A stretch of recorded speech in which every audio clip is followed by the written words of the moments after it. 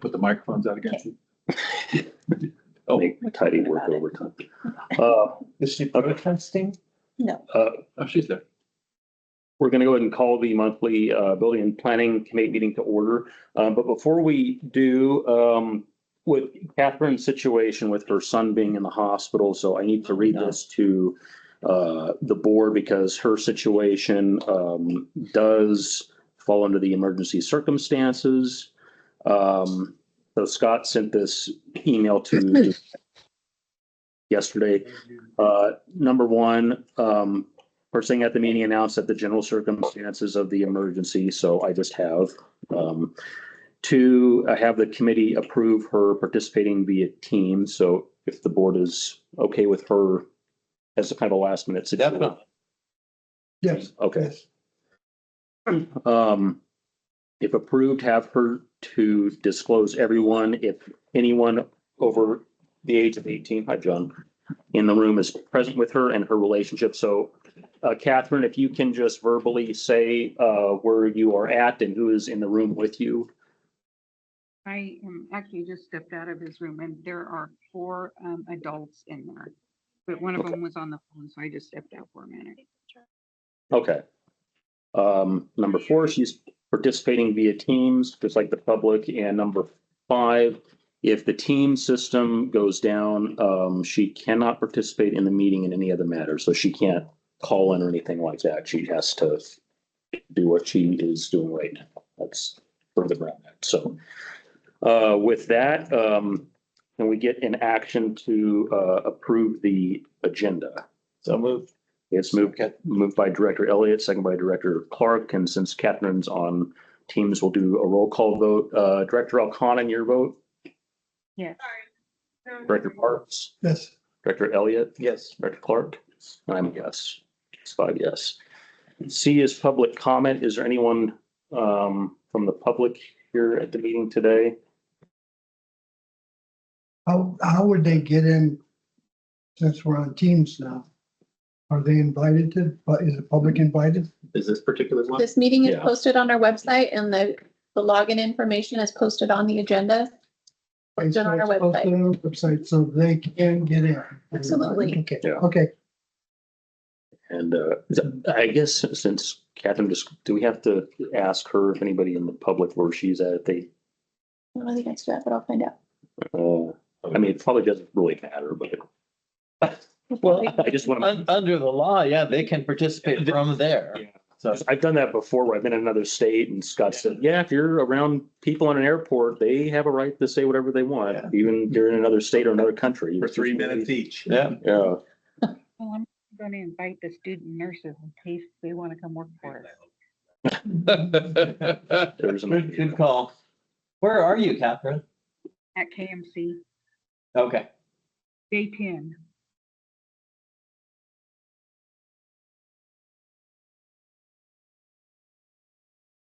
We can just, yeah. Okay. I'll find out for sure. Okay, thank you. Item D is approval of the November 26 board Building and Planning Committee meeting minutes on pages 2 through 4. Make a motion to approve this. Okay, it's been moved by Director Parks. Is there a second? 1 second. Second by Director Elliott. Director Alcon, your vote? Yes. Director Parks? Yes. Director Elliott? Yes. Director Clark? Yes. And I'm a yes. Okay, moving on to the project update. Item number 1, master plan, and Bob, I'll turn it over to you, sir. Okay, so you saw that we attached under the FEMA grant. It's on page 6.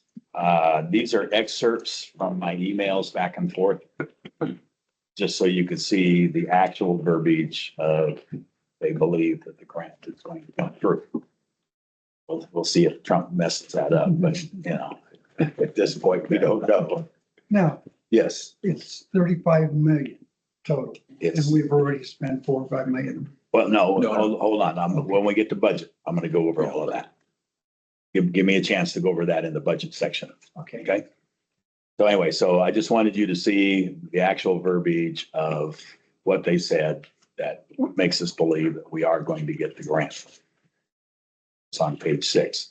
Now, as far as on the budget, and we gave you color copies of this. What this is a compilation of this document, which is a portion of the FEMA grant. And so, but it's broken up in a way that makes it a little harder to understand. So Tim and I discussed tonight, and I put together this.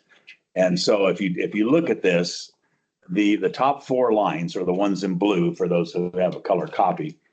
That is money already spent.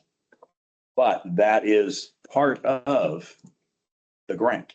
So in other words, when you go into the grant, that's all pre-award. And so the cost of drawing the plans and everything is part of the monies that they have given us, which is the 32,431,000. So that, does that answer your question that we've already spent money? No, That money's- it doesn't, but that's all that we count toward this project. We spent a lot of money on different, the earthquake, all the stuff you're doing, getting it ready, like the skilled nursing reclassifying. Yeah, that's not part of the grant. Okay. But That's good, the but they're gonna $1 million to draw the plans is. Okay. So even though it was money spent like, several years ago, what will happen is when the grant is awarded and we have somebody on board who will be invoicing FEMA, we will give them the invoice from Greenbow of all the monies paid, and they're going to reimburse us 2/3 of that money. But my real question Yeah. was, if we got 32 million, it costs 64 million, will we still be able to use the grant? Because Yes, is my understanding is that the grant is a finite amount, and it had to be that because we had to have documentation of every request for money. There was no swags. They didn't allow, what's it called? When you have money set aside for Contingency? Contingency. I'm sorry, I just went blank on the term. They didn't allow me to put contingency in. I put it in originally and they made me take it out. They also looked at all 9 phases of the project. And they said moving the CT inside is not part of a seismic upgrade of this building. Huh. So therefore, if you go on the second page, phase 8, finish CT room and move the CT for $390,230. That is not in the FEMA grant. That's on us, huh? That's on us. Okay. And that's why it's in it, but I did put it down here in the description of things, but now what color is not in the grant? Is it colored? just, it's the one down in the right-hand corner, the next to the last one, that's kind of a Oh, that brownish one. orange. Phase And it's one of the smallest costs. Understood. Okay, here, so I was able to still get some of the cost of building the CT into the building in the grant, and here's why. The area that is currently respiratory is going to become CT, but in the interim, it becomes the waiting room for the temporary ER.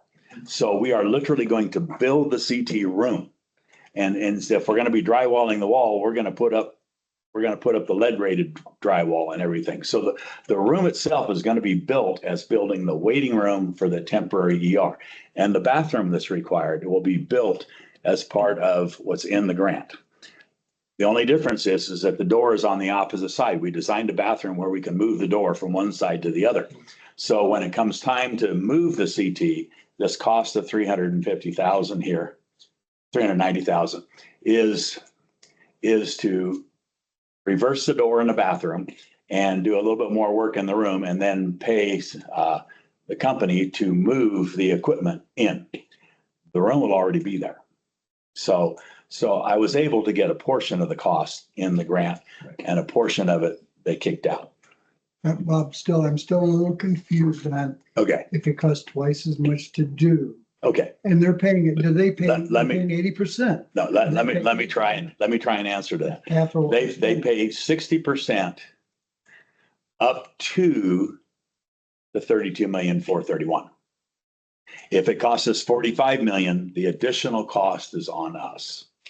Okay, but the grant says they will pay 60% or 80%. We pay Oh, 30%. what? If we're spending 100,000 instead of 50,000 or 50 million, Yes. Did we say we spent $1 million this month Well- on this project and we counted as 500,000 and they pay 80% of that? So I could only put into the grant request a professionally done estimate of construction Uh-huh. that we paid Leland Saylor, and we will get reimbursed both, even for Leland Saylor's fee. It's in here. 60% of their fee, because how FEMA works is you have to be able to prove. Now, that being said, construction has gone a little crazy in the Yeah, last a lot 4 years. crazy. And so, there's no guarantee that the construction cost is going to come in at 26 million. And I want to get into that here in a minute. So I had to put in something that was not just done by me and said, oh, well, it could go up 40%. So let's just make it 40% more. FEMA won't.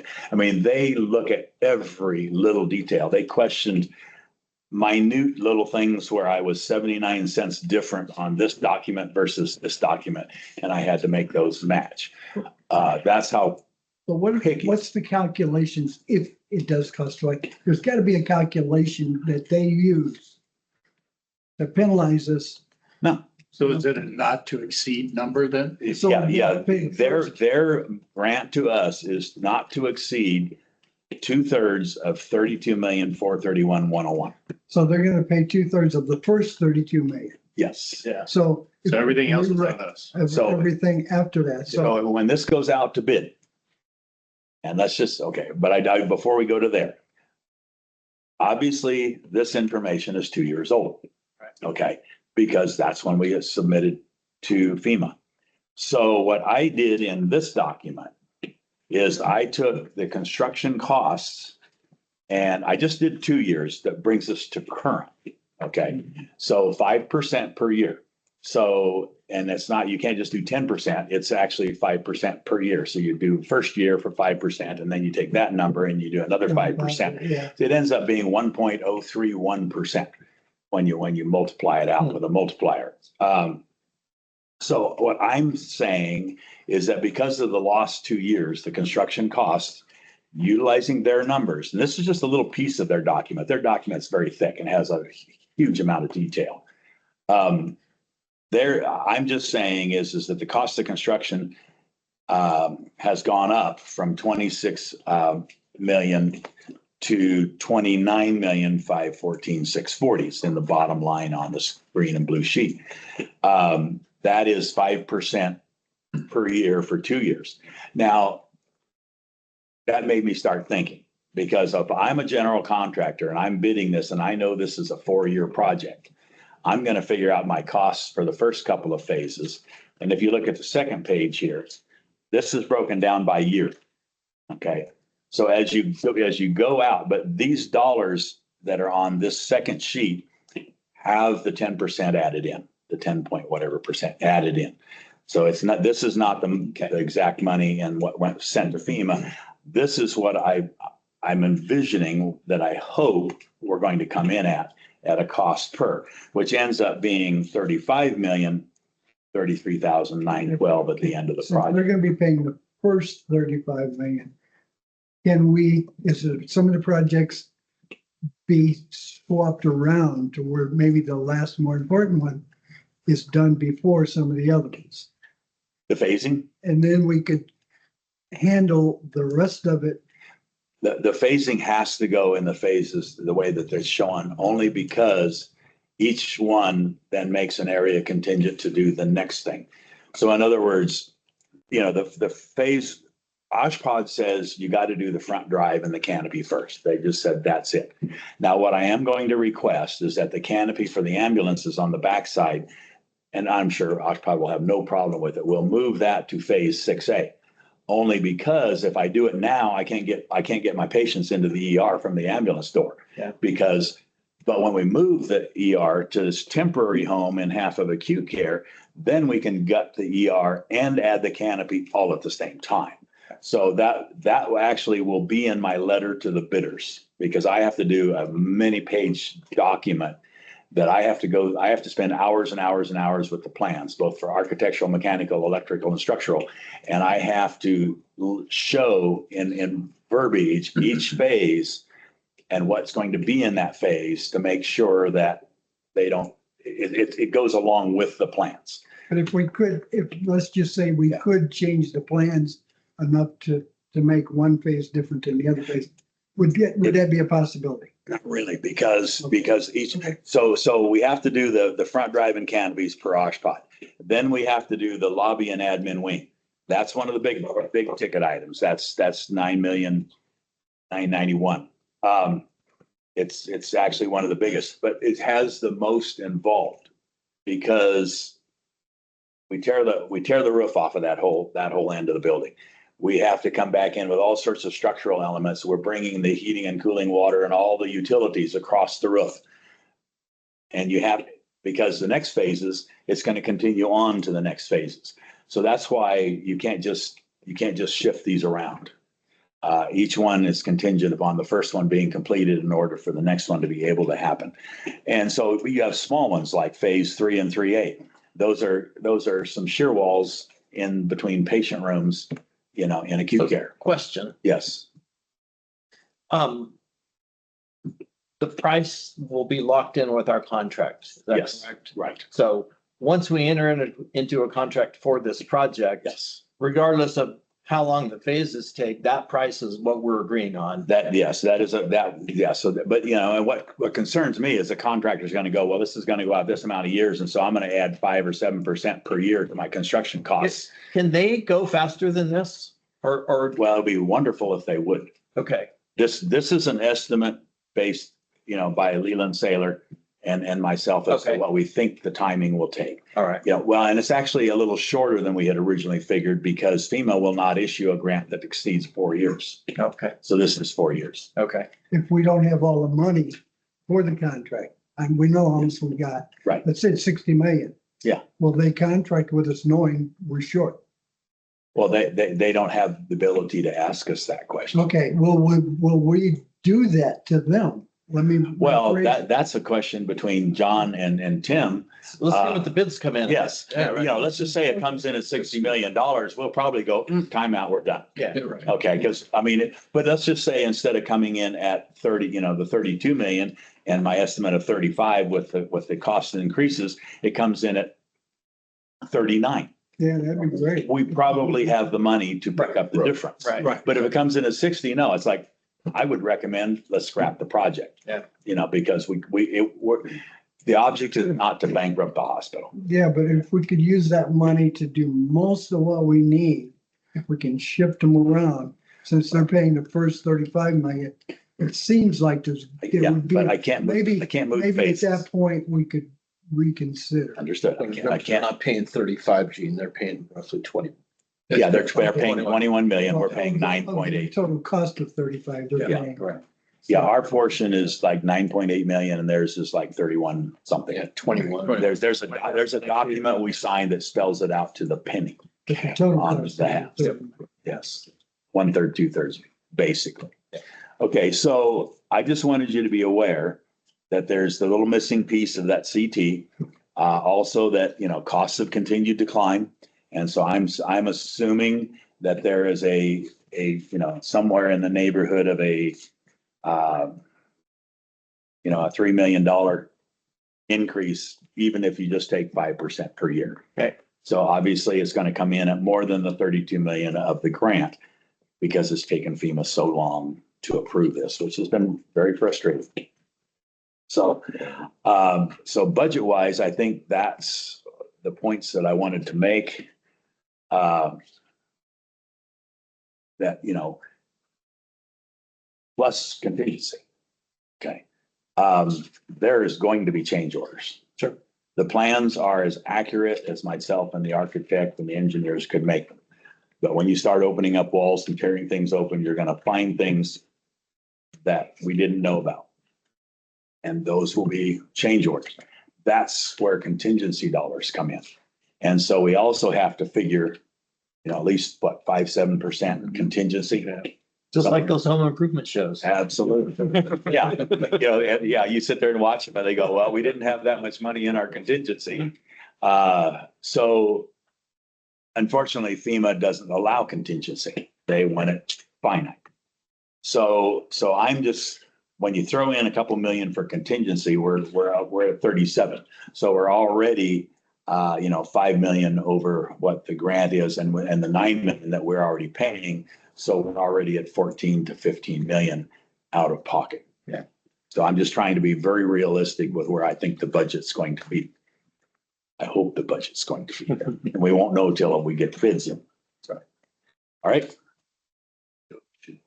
Any question on that? I'm sorry, go ahead, Ross. Will all the fires down in LA suck up all the construction workers and make ours more expensive?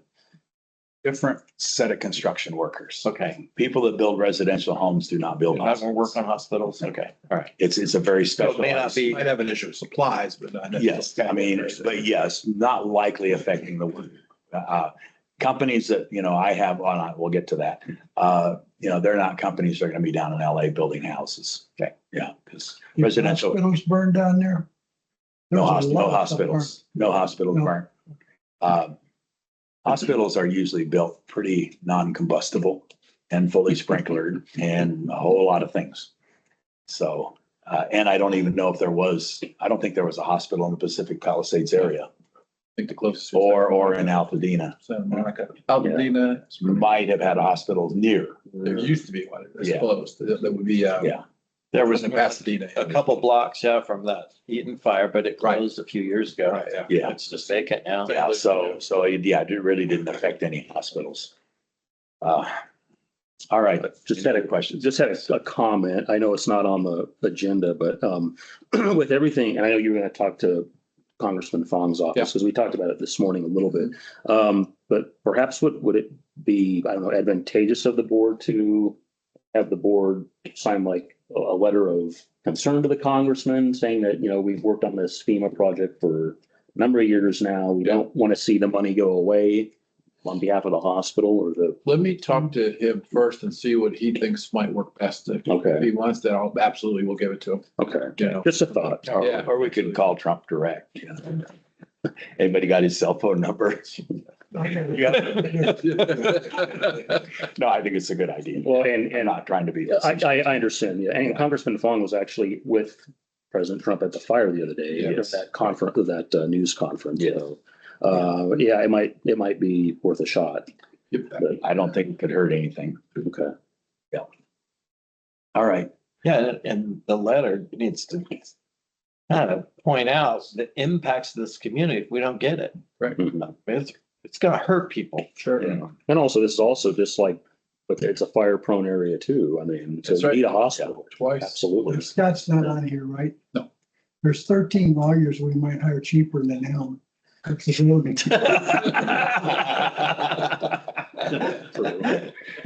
Too bad he's not on the call. Yeah, and I just in one last brief thing about FEMA, I don't think that a lot of people, including President Trump, really fully understand how FEMA operates. You saw, to put it here for locally, you saw what happened at the Erskine fire. FEMA showed up a couple of weeks later. They took information from lots of people and paperwork. And a number of months after that, they showed up with some FEMA trailers, and those who had no insurance, a number of them ended up getting a FEMA trailer. And of course, the state cleared their land. And so, so they ended up getting their place back. And that's the kind of thing FEMA does, along with what they're doing for us here. Long-term planning.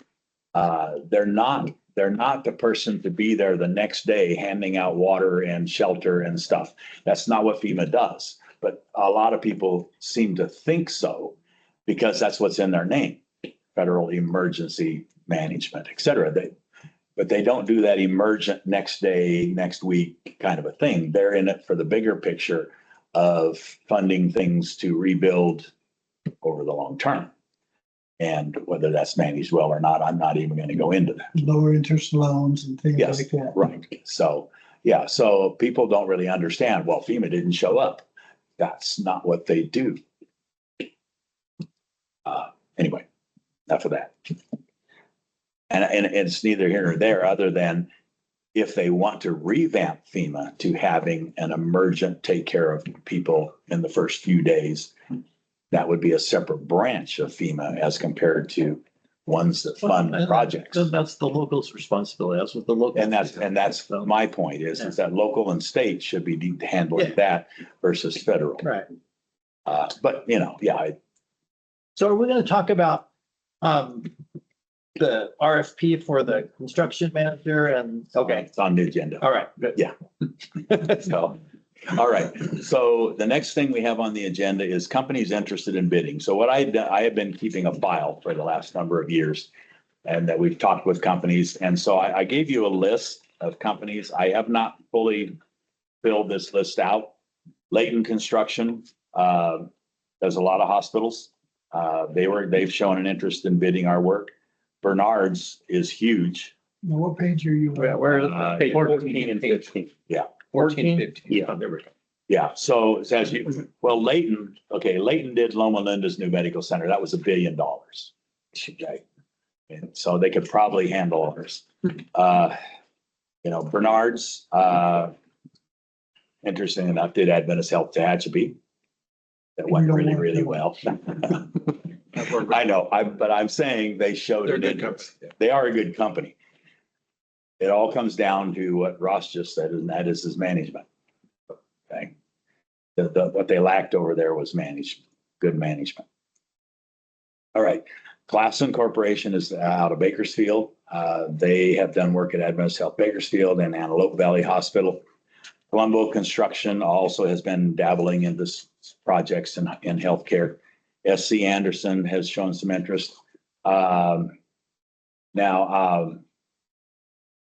on the second page, ETC Building and Design.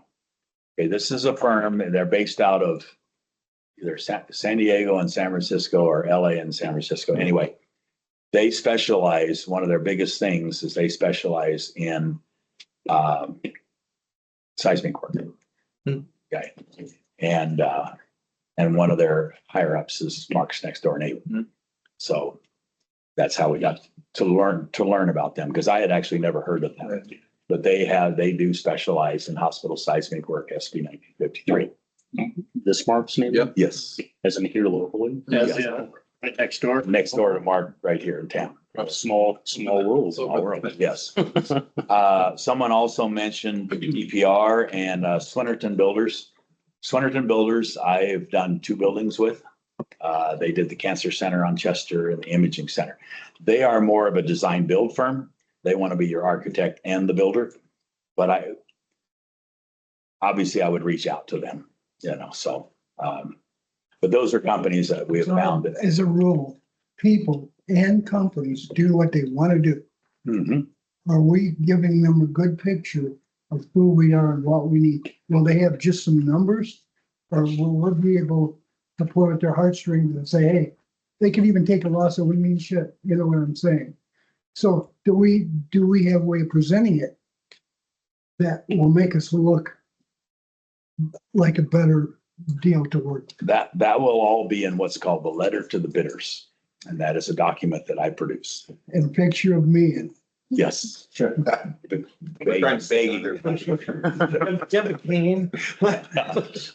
I got a couple I can lend. Anyway. you see, you know. what I'm Yes, no, I understand. Well, in the letter to bidders, I will describe the hospital, et cetera. We're not saying. Our some, history and what we're doing and yeah, how. we're not some multi-billion-dollar medical center that has money to throw at everything. We're not Adventist Health, who tends to do that. Hospitals needed and all that stuff. So I was talking to some people that work for that construction firm that did the dam, the one that's still here. Yes. They express interest. So I don't know if you've spoken with them. I have not specifically regarding this project, but so it was 2 general contractors that were combined. We can look into that. I mean, I don't think they've got OSHPD or hospital Yeah. experience, but they could hire somebody that oversees that. And so it's obviously a public bid. The only thing I'm allowed to do is I can call somebody at these companies and say, hey, we have a project out to bid. Here's how you get the plans. And we would appreciate if you would look at it. That's all I can do Yeah. because, being public entity, Right. that's the limit. Just like you guys are limited with the Brown Act. Right. I can't No, do you anything. cannot. Yeah, You don't want. but yes, we certainly could reach out to them. Yeah, At least let them know when it's Sure. posted. yeah. Hey, Yeah, and we can discuss when we want to put it out to bid, but it's going to be before too long, I would think. Because we want to, in terms of the mess down in LA, would it be better to do it sooner rather than later? well, I would say to some extent, yes. We don't want to rush it. We want to make sure we get all of our documentation looking really good. And I'll be working on that over the next couple of weeks. So the letter to the bidders is going to take me the most time. Our contract is our contract. So every time even if I'm doing a small project and it's going out to public bid, there's a letter to bidders and then there's the contract and, there's several documents and the plans, of course, and spec books and all that. So, anyway, yes. So, I'll be working on that. So if we put it out by the end of February? Yeah, or in March or something like that, or in March or something. Yes. I could probably have it ready for February. Yeah, Everything I draft has to go to Scott and be reviewed to make sure it's good. sure. Do we want to, I'm on trouble is, we want to wait to make sure. Well, yeah, I don't want to waste a bunch of people's time if we're not going to get the grant. Right. So my thought would be to have it all ready by the end of February. And they say, yes, your grant is awarded. It's like, okay, it's out to bid. Okay. That's why we're saying we're going to get a lot of this background stuff done, putting together the contractor, proposals and those kinds of things. Yeah. And, Can we do the two simultaneously, the bidding on the construction and the construction manager? Sure. They go out at the same time or they Sure. have to be sequential? No, we can do one before the other or vice So versa. we could do them simultaneously? Sure. Okay. Absolutely. All right. Yeah. All right. So those are the companies that have shown an interest over the last few years when we've run into people or talked to people or called people. Anyway, so down to construction management. I want you to realize that on this sheet, there is under the third line down on the green, item 4, project management. Okay, that is a project manager and/or owner representative. Okay, I have budgeted $150 an hour for 2,080 hours a year for 4 years. It's $1,296,880. So then if you come down below HCI inspections, there's construction management. That is both the construction manager and the architects and engineers. There's 400,000 in there for the architect and engineers. As you've seen in projects, we get invoices from the architect that is construction management. There's a change order, so they got to draw up the change order, submit it to HCI. So there's costs that come from the architect that were not in the original drawing of the plans, and it's called construction management. So I spoke with Michael and we agreed to the price around just a big round number of 400,000 to make sure we've covered all of those expenses. And I believe that's what it was. That's per year. No, total. no, for total project. It's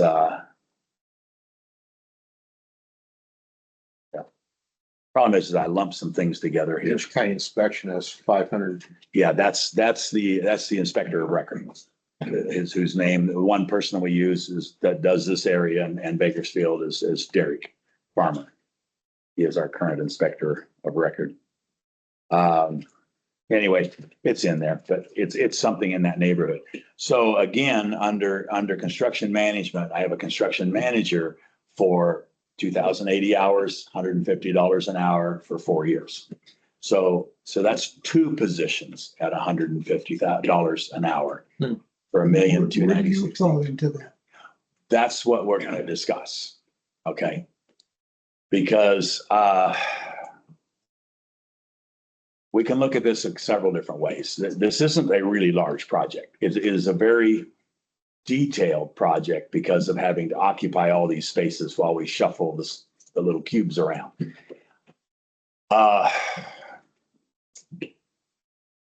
I've been mulling this over for weeks because, you know, do I want to commit to 4 more years, possibly 5, because this thing could run long?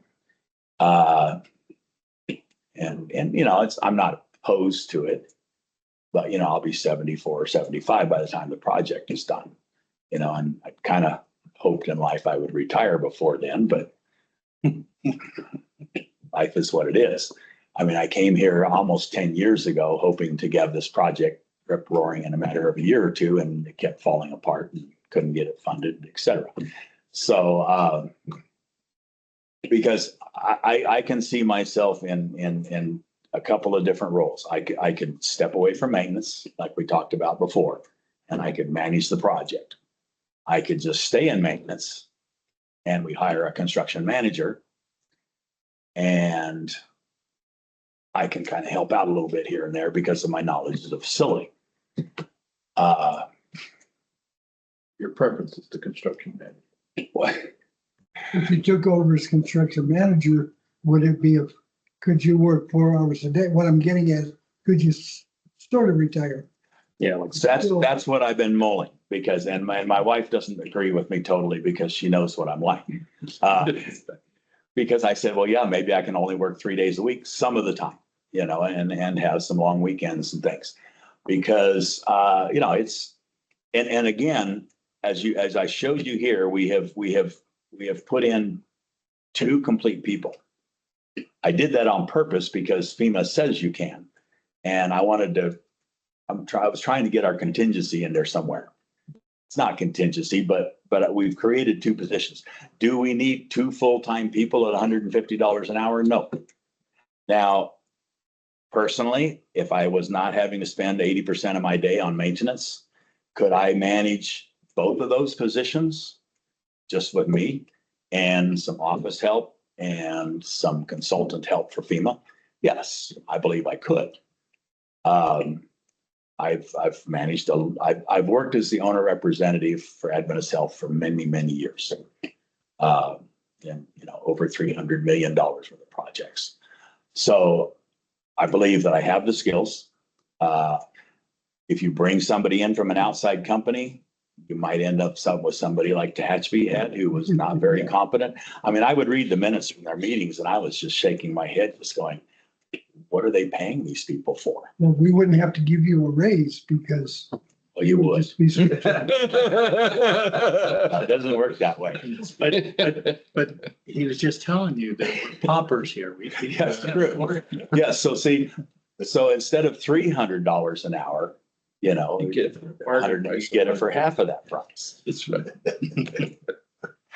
And I am not willing to do it for my wages that I currently make because the position pays more than that in the real world. It pays what I have budgeted, $150. But all the years you've been overpaid, can you compensate?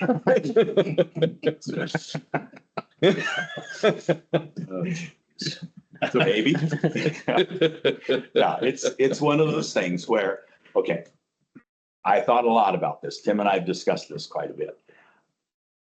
I make good wages here. I'm not knocking that. I make good wages for the position that I hold. I get headhunter letters quite often. And some hospitals pay a little more than I make here. Quite a few hospitals pay less as their top of the line salary than I make here. The ones that pay more are usually like in Napa Valley or somewhere where the cost of living is really high. So I am paid currently what a manager of operations is paid statewide. And I'm near the top of that pay scale because I've been doing it for 40 plus years. So, but construction management is a different animal. And it does pay higher. And so I'm just being blunt, I would be expecting to pay higher. But since you're so familiar with it, it wouldn't be that difficult. Somebody new coming in Yes. would be more of a challenge. I would like to see somebody memorize those plans that are this thick. You know, like even as much as I have them in my head already. Your head. Yes, is because I developed every step of those plans with the architect and engineers. So all I'm saying is it's your decision. I am not gonna have the slightest hurt feelings if you say we want to go with a construction management firm. It isn't gonna bother me in the slightest. I don't have a burden. I've mulled this over a lot and I just don't. You're not gonna hurt my feelings if you say, let's put an RFP out there and let's hire a construction manager who is a professional. You know, I would like to think that I am, you know, after What 40 do you years of think doing it. If the board agreed to let me negotiate with it. how much you get The paid? price might go up. Or he'd quit in advance. It's not worth it. Yes, you know, and obviously, you know, I am 69. I can't guarantee my health's gonna be good, but currently it's good. My heart About doctors, being younger. yeah, my heart doctor says everything's in great shape, you know, and I go to him twice a year, et cetera, et cetera. So I'm not opposed to, I don't want to say I don't want the job, but if I do get the job, but I'm also with you, it may not have to be full-time. When we're doing these little phases here of a couple of little shear walls, you don't need me here 8 Take hours a a day, couple weeks at a time. I mean, Yeah. No big deal. you So, know? so let me talk hypotheticals for a minute. Yeah. If we hire you as our rep, Mhm. not the construction manager, but as our Owner representative. owner rep. Yeah. And then so whatever time that takes, Mhm. to do, I'm assuming it's not gonna be full-time the entire 4 years. Probably not, even though I budgeted it, Yeah, just to be on the safe side. and then we put out an RFP for construction manager where you're basically overseeing their work, Yes. right? To Right. make sure they're doing it. Yeah, I actually had planned on printing up a definition of those two titles and exactly what they do, and I ran out of time before the meeting Okay.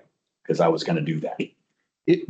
Does that end up being the best of both worlds for us? Possibly, if we got somebody who was competent as a construction Yeah, manager. I mean, Yeah. there's contingent on the competency. That always concerns me, is the competency of some of these people, because the last few years I was at Adventist Health, they outsourced this to Jones Lang LaSalle. And I was only construction director at that time, just overseeing construction. They moved maintenance off because I had so much construction going on with the cancer center and the imaging center. And we got farmed out to them, and I got put under a guy that they had in charge of all Adventist Health construction projects for 27 hospitals. Phenomenally incompetent. It took him 2 years to figure out what I could have told him corporate was wanting on the first week that he was in the position. And it was very, very frustrating. It's challenging to find somebody with hospital renovation experience.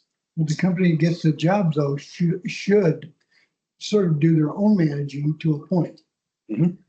So if you took them both, you could actually do that part-time with your knowledge, Yeah. with your ability. If I don't have to deal with maintenance, I can fill both of these roles. And I think that's what we've talked about was. Yeah, which saves us $1.2 million. And also, if you're getting into semi-retirement anyway, we have to replace your job doing maintenance. Right, Eventually right. down the road. Yeah. That's correct. I don't want to work 16, 18 hours a day, which is what it would take to run maintenance and oversee Yeah. this project. I just want to make sure I didn't skip Catherine. If she had any input on this, I apologize, Catherine. That's okay. No, I don't have any input. I'm just interested in the conversation that's going on and, what, each individual's thought process on this is. I would think it would be kind of, tough for Bob to come and present this, trying to make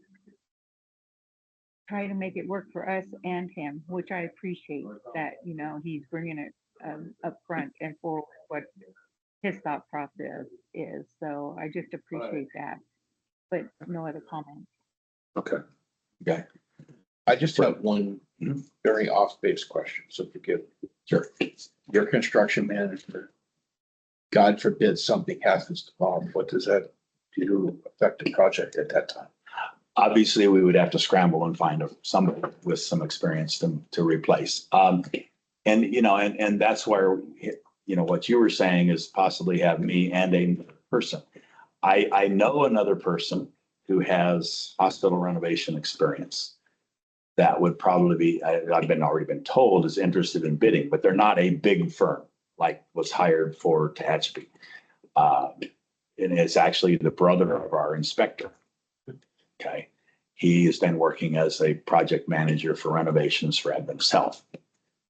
And so, you know, it might be that we could get somebody younger and less expensive than hiring a big company.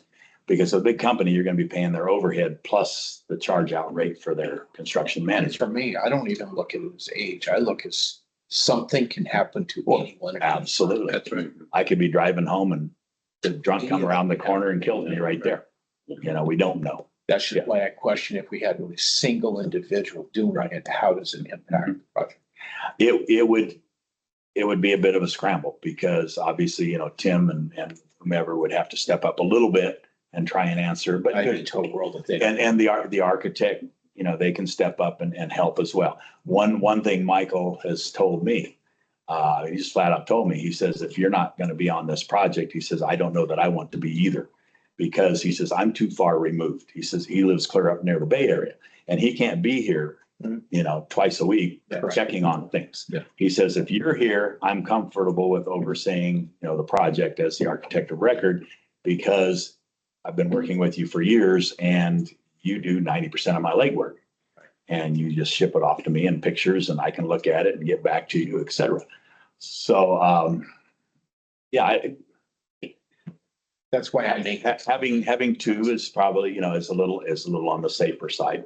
it's a security blanket. Yeah. Yeah. And, you know, and I've discussed this a little bit with, you know, Tim and Heidi and stuff as far as obviously if we're going to post a position, I mean, let's just say you folks feel that you want me to be in that role.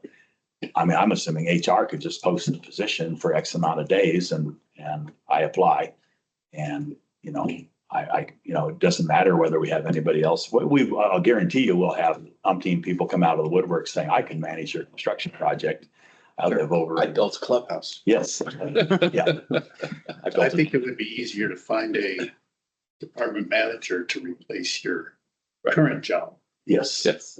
Yeah. I agree. The first phases are the most critical, right? I mean, the first part of it, the first couple of years is Yes. the most important. Yes. And so you probably, do you think you'll be here 2 years from now? Well, if I accept the position, I'm committing to at least 4 years. If I can make it to 80, I know you can. My dad made it to 94. That's good, son. My mom is currently still living in Oregon and she's 96. Even better, son. Yeah. So anyway, so that's kind of where it's at. I mean, What do you? I just want to say this. I have never hired a construction manager. Okay. So this RFP that I helped develop that we've all reviewed and might need a minor tweaking before we send it out. I don't even know where to send it. I mean, it's not like I would post it on the Kern Builders Exchange because that's for plans for contractors to look at. I don't know if we go out to a headhunter. That costs us money because there's a finder's fee. You know, I don't know how to go about hiring, and that's kind of a question for Scott, maybe. Scott, maybe. As to how do we post that we're looking for a construction manager? If we're seriously looking for somebody in addition to me. Because I don't know. I've never done it. I've always been the construction manager, owner representative. Well, that's the Fine. thing too. If we have a owner's representative and a construction manager, and you guys have a disagreement over the way something's being built, who wins? Okay, so the owner's representative is going to overrule. For instance, when we did the 5-story tower and double the size of San Joaquin, okay. Corporate sent us the guy and says, this is who you're going to have in charge of the project. And we interviewed him, a CEO and myself, and we didn't feel he was competent. And so to make a long story short, the CEO asked me, he says, I want you to run this project. And I says, okay, do you want me to run it from behind Dave or you want me to run it instead of Dave? and we demote Dave. Well, he had been a CEO of Adventist hospitals and stuff, and there was egos involved and corporate, so they asked me to run it from behind Dave. And so I said, okay, on two conditions. You pay me more than Dave. And if we have a disagreement, you back me. And they agreed to that. And Dave and I got along fine. I'd actually worked for Dave when he was COO of Glendale Adventist Medical Center, 477 bed hospital, and I was in charge of construction and operations. So I knew Dave very well, but I just wanted to make sure that this was set up so that one person does have the final say so. Greenbaum would be a good backup because they're very familiar. So if something did happen. Yes. And they do nothing but hospitals. They are very, I mean, Michael is one of the sharpest architects that I have ever worked with in 40 years. Yeah. Ross, you got it. Yeah, the more that we discuss this, I'm kind of leaning as to somehow arrange for Bob to be our construction manager. I want your recommendation. What are your thoughts on this? We've obviously talked at length about this, and not only just us, but just my own, because of my own construction projects I've had before and stuff. Bob has more experience than any I've worked with. And the fact is he knows these plans inside out. We both have. We both sat down with the architects going through this, with all of our meetings with the managers and everything else, and trust, I mean, to the in detail, which way a door should open and those kinds of things. I mean, so we've both been through that. Yeah. Obviously he got a lot more into details as you get into the electrical work and those kinds of things. My preference is obviously would be to have Bob do that and then hire somebody else to do the other side. Is a whole lot easier to find. I agree. And then Which one are you saying? I'm confused. The maintenance side. the maintenance side. Hire somebody to do that. Okay, yeah. But yeah, as to whether it's owner's rep or construction manager, owner's rep, obviously, I mean, it can be designed either way. Yeah. You know? So when we did the $80 million new tower at San Joaquin, it was Dave, myself, and a secretary. That's all we need. Okay. Yeah. So all we need is you doing both of them. That's well, and I even have That's the most ideas. important I haven't approached anybody, but most of the secretarial work is going to be related to stuff going back and forth to Oshpot. Okay. So currently, Michael Ryan utilizes a lady. And I found out, I talked to Michael the other day, and she does not his employee. She contracts to Greenbow, and she does this for other people. She specializes in the paperwork for Oshpot. Oh, great. And she is extremely Wow. sharp. Right. I've been in many meetings with her on, whatever you call it. Whatever program. They were Zoom back then. Call it whatever you want. Yeah, one of those things. So, yeah, so and even on the generator project, we were, for when it was really going at first, we were having, weekly meetings with the architect and with her, and she did the minutes. She just took care of that stuff, and it just got sent out. And she's extremely sharp, younger lady. I like to try and guess ages, probably in her 30s. Can she do that offsite? Yes, she wouldn't even have to be here. Okay. Would you work for what you're worth? I'm working an awful lot. I do have a question. Yeah. Don't most contractors have their own construction manager for their piece of this? Yes. Project? Yes. So for instance. So you would work with that person? Yes. So with JTS on our projects here, that has been Omar. Okay. So Omar is sent up here. He is overseeing the subcontractors. But I oversee him. Yeah. So yes, they will have a job superintendent. Yeah. When we did the clinic, we had 3 of them. One had family issues and another, anyway, we ended up on the 3rd one. So if we hire you as an employee, post this job, Yes. then you can basically fill both roles. Yeah. You're our employee who is our representative for this project, and you're overseeing the construction. Right. Yeah. Is there a downside with doing that other than you dropping dead? That would be the biggest one. The upfront is you're not paying an overhead cost of a company that I'm working for. Right. Right. When I worked for the company working for Adventist Health, they paid me $70 an hour. And they charged me back to the hospital at $180 an hour. Dang. So to cover their overhead costs. Wow. Yeah. So the company stays in contract with them for so long. Not anymore. Yeah, they got smart and kicked them out. Yes. Well, they Took them long enough. manage properties all over the world. Yeah. They're a big company out of Chicago. But you're so familiar with this hospital, every inch of it. Yeah. So it could almost be a pleasure for you to do it. I'm not saying you should do it cheaper, but I'm saying it could be easy to do. If I didn't enjoy what I do and feel that I would enjoy running this project, I wouldn't even offer my services. So we would have to post this job, put it out for competition, Yes. and then we hire the best person. Right. Okay.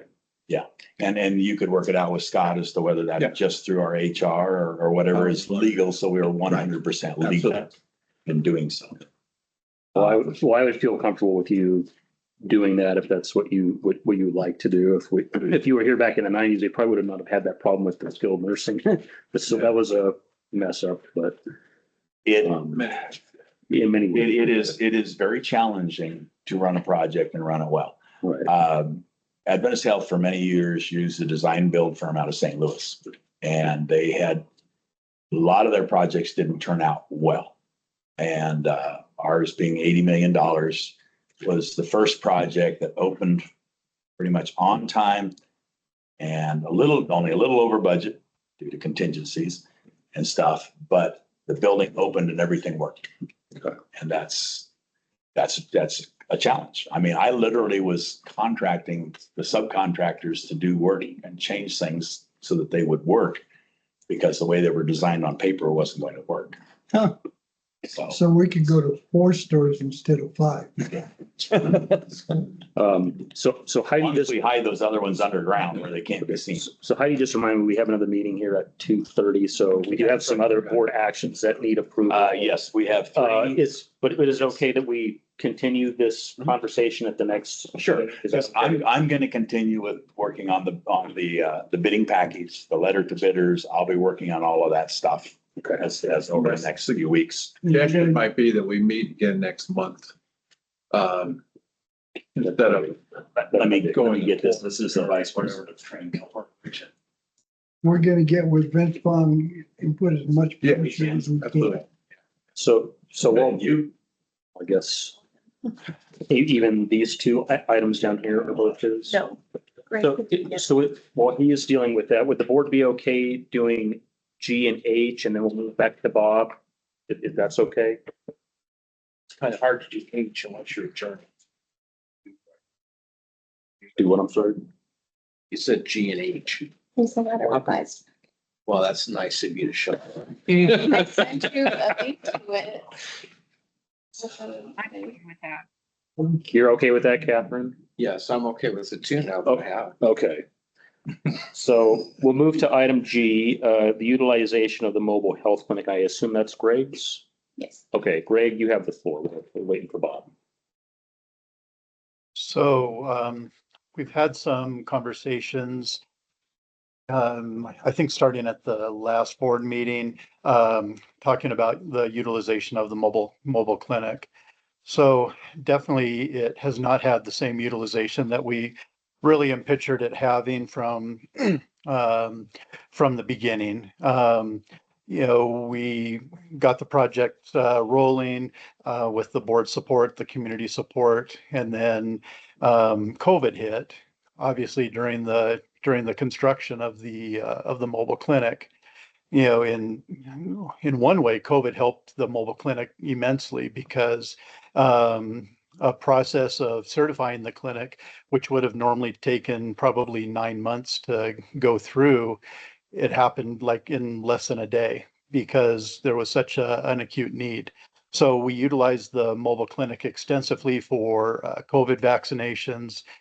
We used it to treat our sick people when we're trying to figure out how to, how to navigate the whole COVID thing. And then we're still using it today to go out to the schools.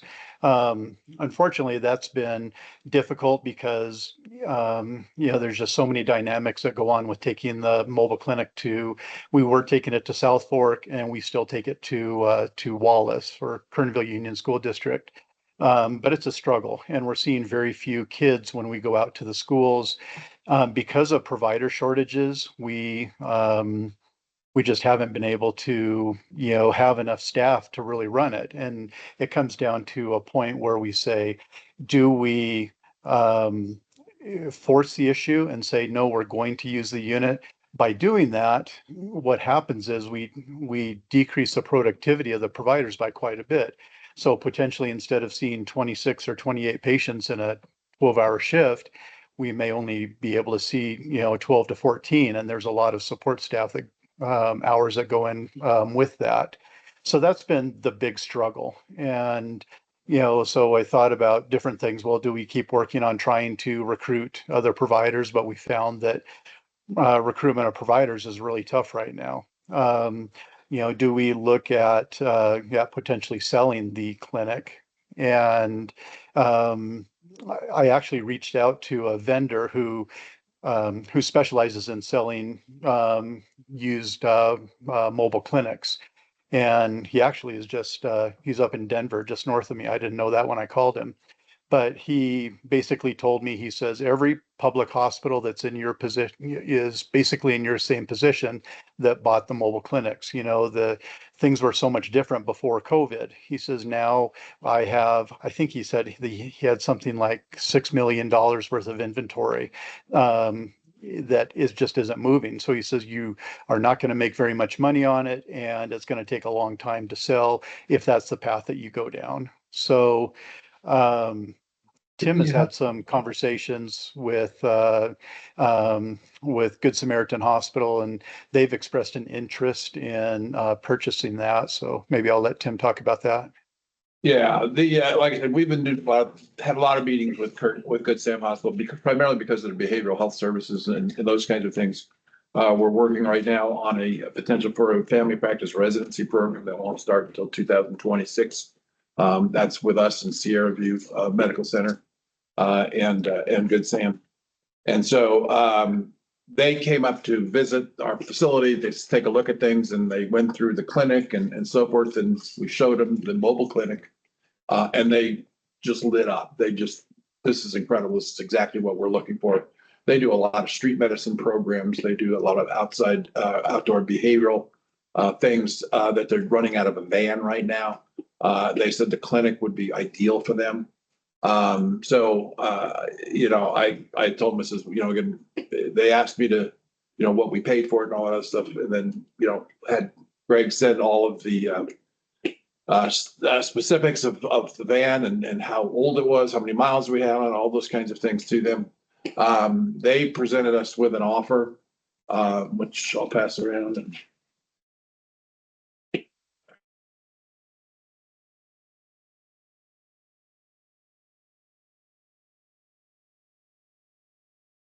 And so they're offering us $220,000. We originally paid $320,000 for it. And considering, the amount of time we've had it, this was actually a 1918 chassis, was completed in 2019. Is that correct, Greg? It's a 2019 Ford 650 chassis. Sorry. And it has 5,200 miles on it because it's basically just gone down for service out of the area and then back and forth to the schools. And then when we were going out to do the immunizations a couple times a week. What's our total investment? It's 320 is what we paid for it. Yeah. The Plus issue we have the now- IT. Yeah. We have the IT investment. We built a fence to hold it, to keep it secure. The licensing, we had to have someone help us with the licensing. I think we paid about 15,000 for the licensing for it. And I feel that all of the expense that we've had in it has been more than covered by the use that we have utilized it for. But And then if we have additional funds, then that would be, that would be nice. But, the other side of the coin with the mobile clinic is our biggest investment is done, so it really doesn't cost a huge amount of money to keep it, to keep it where it is. It's just, I just don't know when or if we would ever be able to really fully utilize it to the best of its ability. It seems like the fair market value is a good price. And Good Samaritan putting it to use, we don't want to take away from them being able Yeah. to use it and help with what they do. Yeah. And they're giving us the fair market value to take it. I mean, that's crazy not to take. And they've also indicated that, again, if we had a need for it for a weekend or a special event or something like that, they'd be more than happy to let us do that. We create a separate agreement for us to use that and bring. Rent it back or something. Yes, exactly. So they're more than happy to work with us because they're looking for a long-term relationship with us as well. Can we, if the board agrees to this, can we just sell it to them, or do we have to put it out for contract or district bid or anything? I'll have to look at that with Scott. Like I said, we've got an offer right now. It's like I said, I don't, Greg, if you got a sense for what these things are selling for or not, or if we don't can do that or not. He just So- said, sell it. I feel it's much higher than what, I feel the amount of money that we're getting is much higher than what we could get on the open market. So from ones that I've seen online, kind of similar, we're looking at $100,000 to $150,000, and I don't know how long they've been sitting there either. Yeah. They had been looking at used units as well, for some time now. That's why they were so surprised when they saw ours. They liked ours, Exactly but configured. ours Well, the fit. key to it is, Different. this is a unit that was built pre-COVID. Right. Prices today are gonna be much higher if you had to go brand new. Right. Theoretically, they're getting a 6-year-old unit. Yep. With 5,000 miles. Right. It's a brand new unit. It's a brand new unit. Pretty right? close, Exactly. And that's what they recognized. And so that's why they're willing to go that price. They actually reached out to Jalis, who built that for us, and so forth. And they said, the only part about this now is obviously, yes, it would be cheaper to do this. And it's available now, versus having to wait 6, 8, 9 months to get it from him. So, and the other ones, like I said, that they looked at were all back in the Midwest, Ohio, that area, Chicago, stuff like this. They'd rather find something here for I California. make a motion that we sell it, Pending Scott's. pending it being legal for us to Yeah. Yeah. Yeah. make it legal however we sell it. Sure. There's a motion by Greg Marks. Is there a second? I have one other question. Okay, we'll do a second and we'll come back to discussion. I'll second that. A second by Yeah. Elliot. Okay. Ross, and then I'll go to Catherine if she had any input. Are we still going to be able to uphold our contracts with the schools, with the services we're providing by not doing this? How do we substitute that? So I can address that. I did discuss it a little bit with Steve Martinez yesterday. Right now, we've been going to the school, but we don't have an active MOU with the school. We're just continuing to go out there. But that being said, I had a long discussion with Dr. Martinez yesterday, and I emphasized the desire for us to work with the schools and actually bolster the relationship that we have. We have struggled a little bit with the amount of referrals that we've had from the school. And of course, last week we got 8 new referrals from the school for mental health needs. But there so many of the kids, it's hard because you take the unit out there and you're ready to see, 6 kids, 7 kids possibly that day. And there's a field trip or there's aptitude testing or something like that. And then you end up seeing half of them. So I think with transportation, services that we have and the Family Resource Center has and the school has, I think that we could transport the kids, and there may be some potentially alternative ways of seeing the kids actually still at the school. It's possible. I just barely started looking into that. I think that it would be a desire of mine for proceeds or a large portion of the proceeds to fund some kind of patient access type program that the hospital would have, whether that's bolstering our transportation service or adding additional services or doing something where we can just reach out to not even necessarily the kids at the schools, but just to the community in general. We could use that money to go to the pharmacy we're desperately in need of. Greg, do we have an MOU with South Fork, or is that also expired? There's nothing of record. That's also expired.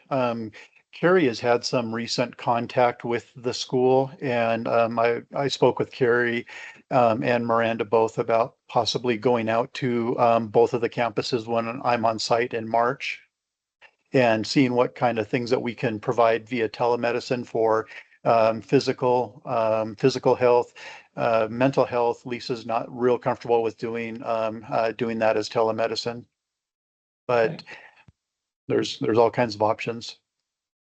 I don't know if you're aware, but the Kernville district opened a new district office in it. I haven't seen it, but it's apparently got space for an exam room or a clinic function in there. Yeah, they are doing telehealth with actually one of our telehealth providers. They're doing a new campus medicine. I'm not sure exactly how that's working, so I want to meet with them at the school and kind of see how that is working, how we could duplicate that possibly for South Fork, how we can bolster the services that this other company is providing. We can't do it all, but we can help facilitate whatever we can. Okay, good. Catherine, you had any input? Yeah, I'm just kind of confused on, getting rid of something we already have and yet trying to, start something new. It's just kind of, I don't know which one's going to be more beneficial. If we don't have the physicians to bolster one program, are we going to need physicians to bolster the other one? If it's other than telehealth, or are we taking time away from the clinic or anything by doing telehealth? I don't see, I don't see if we're not making one work, how are we going to make another one work?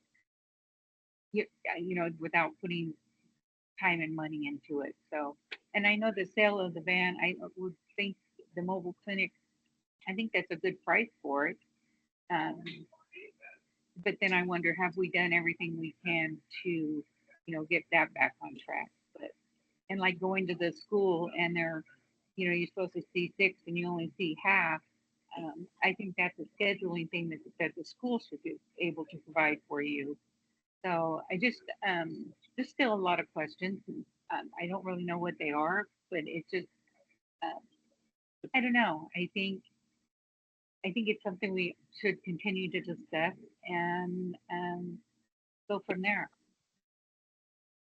And I that's it. feel, and Dr. Mongar and Miranda Everett, we all feel that there is no short-term solution to the staffing problems that we have with the mobile clinic.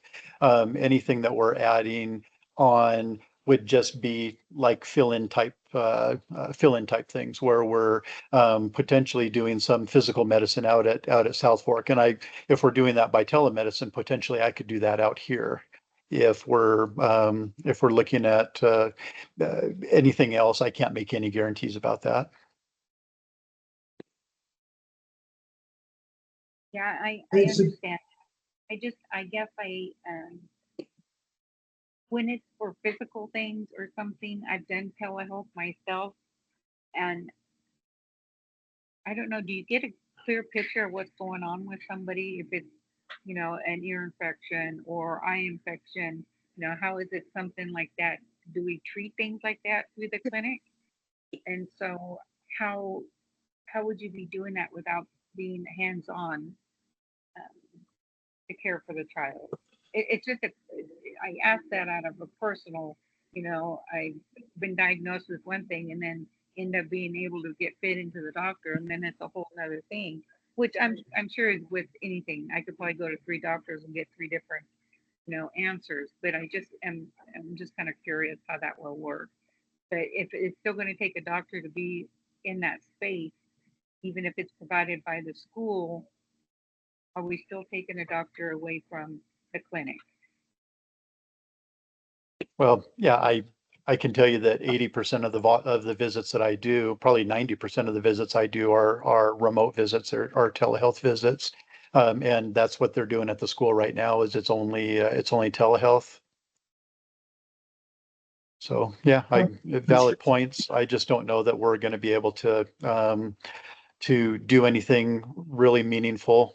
And I know a lot of people are in our positions, even in Bakersfield, you know, with the mobile clinics, we're seeing that even the county can't staff their mobile clinic that they have. I understand that. It's too bad, but I agree if the telehealth is the way we need to go to service, you know, make contact and service the kids, the families, whatever it needs to be, whether it's through resources or utilizing the social worker that's out there or something. If that's our best option, then I'm totally agreeable with that. So we have a motion and it's been seconded. We'll go ahead and do the vote for time, if we're ready to. That's for sale, but with no strings attached. I would like to see them, not that it makes any difference on the money go toward the pharmacy, which would help everybody in the valley, including. I'd like to see it go for our construction project, but. Well, that is construction. You can discuss where the money goes. Yeah. That's right. Yeah. That's right. We determined that another meeting. Okay, we'll still have to get, Allocate to discuss where the money goes at the next meeting. yeah, Yeah. that sounds good. We'll still need to get clarity from Scott. District so far. It's to make sure that it's legal Yeah. transaction. Right. Yeah. Yeah, correct. Or make it legal, Yeah. adjust it. Yeah. Okay. Director Elconin, your vote. Yes. Director Parks, Yes. Director Elliott, Yes. Director Clark. Yes. I abstained. Abstain. Or it's adopted, so. Turn it back over to Bob. I know we have to. Yeah, Kind of go a little sorry, I had to fast. step out for a minute. I just want, all I would like to say is on the construction manager discussion, I'll continue in my role now until we get further into this, because if the FEMA grant doesn't come through or the bids, let's just say the bid comes through at $60 million, you know, I don't want to just say, okay, I don't have a job anymore. Yeah. So I'll stick with where I'm at until we get all our ducks about that. Okay, and then I think we can probably just skip going over these other projects. Yep. Yeah, and- we give us the great written report. Yeah, and so what I'd like to do is just on these 3 JTSs, the number one, if anybody really looked at the backup, it doesn't show any current monies being spent. That's, I called them to verify. This is the retainage, the 5% retainage. And I'm okay with paying it because I've already got a letter from Oshpod that the project is being closed in compliance. So there's no issues with them. So I move that we approve the number one from JTS for the replacement of the boiler. The second one is also replacement of boiler and it's number 10. And I questioned that. I says, why do I have a number 10 when number 9 is the retainage? And they said, we forgot to bill you for the change order. There was a change order where you had to have 2 propane valves that weren't shown on the plans. So it was $2,127.50 for the valves and the labor. So that is the number JTS replacement of boiler number 10 and JTS number 15 on the emergency generator project.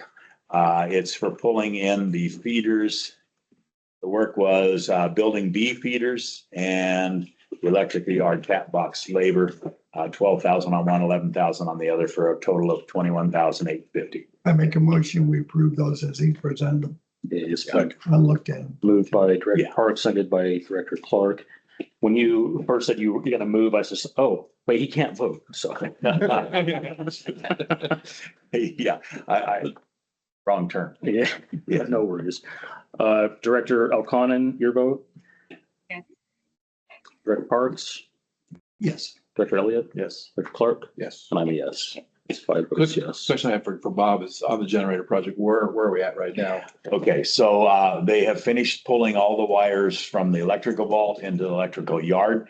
They worked for a day, they worked for 2 days terminating. They had to finish a fleecing job on a big school project today. They should hopefully be back tomorrow to continue to start landing all the wires into the cabinets.